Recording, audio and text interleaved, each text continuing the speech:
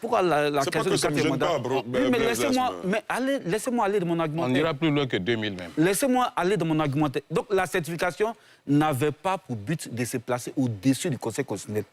En 2010, les candidats ont signé un accord disant reconnaître que le Conseil constitutionnel est chargé en dernier ressort de donner les résultats. Non. Ça, c'est factuel et c'est vérifiable. Mais on continue maintenant sur la lettre. Sur la lettre. Alors, le docteur Banga a beaucoup parlé. Tôt, c'est tôt. Si je veux répondre, je vais me distraire.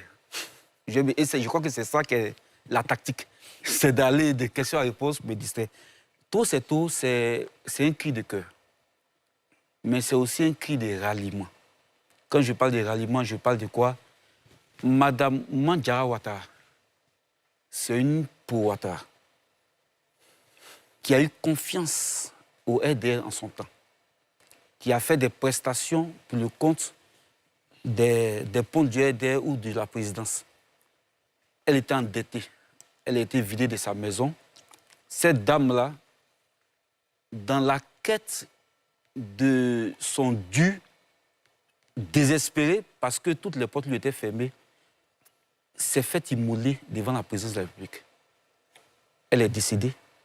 Et tôt, c'est un cri de ralliement pour tous ces entrepreneurs, pour tous ces prestataires qui souffrent et qui ont besoin d'avoir un incubateur où ils pourront exprimer leur désarroi, leur désespoir, qui ont besoin d'avoir une force motrice qui va leur permettre de pouvoir porter leurs revendications.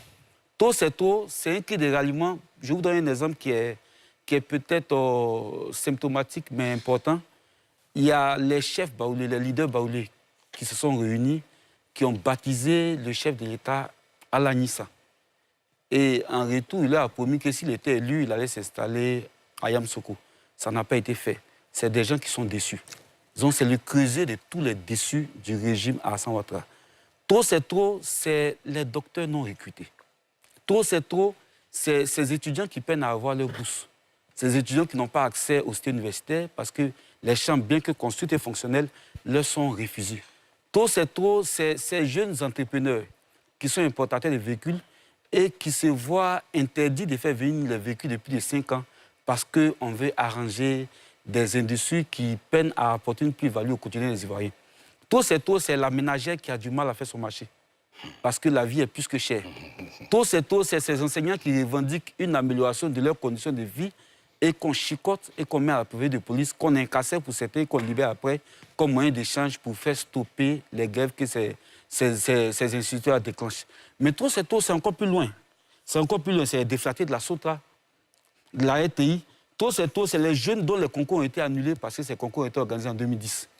Tôt, c'est les Ivoiriens qui souffrent. C'est ces Ivoiriens qui paient l'impôt foncier en 2024 à 525 000 francs et qui en 2025 seront amenés à payer 7 millions. Ça existe en Côte d'Ivoire. Tôt, c'est les familles des enfants qui souffrent d'addiction à la drogue. Parce que la drogue se partage comme des petits bonbons en Côte d'Ivoire. Tôt, c'est les victimes de la guerre qui n'ont jamais été indemnisées, qui ne sont même pas reconnues.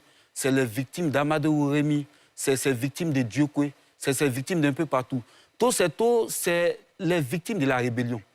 Le chef de l'État, en 2010, disait que dès qu'il est au pouvoir, il allait déclencher une enquête sur la rébellion. La rébellion a fait des victimes.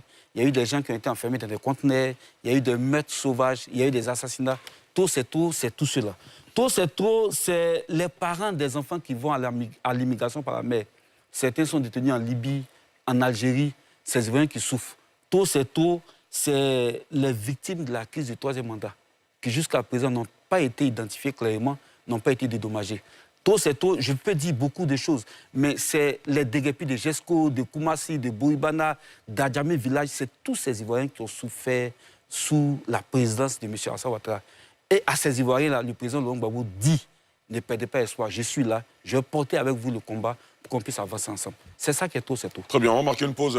Mbassou Ouattara, vous n'avez pas encore réagi sur ce sujet, allez-y rapidement. Merci bien, Ali. On va aller rapidement. Donc, je ne vais pas me laisser distraire par ces éléments de langage que nous connaissons déjà, qui sont ressassés à profusion donc, dans les... Vous minimisez la souffrance des Ivoiriens. S'il vous plaît, ne parlez pas ensemble, s'il vous plaît. Je ne méprise pas, c'est des questions qui sont adressées. Et si vous vous étiez objectif, intellectuel objectif, comme le professeur Dion l'a demandé ici, vous aurez pu dire, hier c'était comme ça, aujourd'hui c'est comme ça, mais on peut mieux faire. Mais vous noircissez totalement le tableau, comme si rien n'est fait depuis la gouvernance du président, qui pourtant a marqué des points énormes en termes d'évolution, tant des conditions de vie des citoyens, tant dans les conditions sociales, tant dans la formation, tant, on peut citer, on ne va pas finir. Mais je reviens sur donc, la lettre du président Laurent Gbagbo pour dire que moi, je note aussi avec les autres tous les points qui ont été évoqués, mais je voudrais insister sur le mouvement. Le mouvement trop c'est trop, donc l'appel à la mobilisation, et puis m'arrêter sur le mot insurrection. Ce mouvement n'est pas insurrectionnel, m'arrêter là-dessus.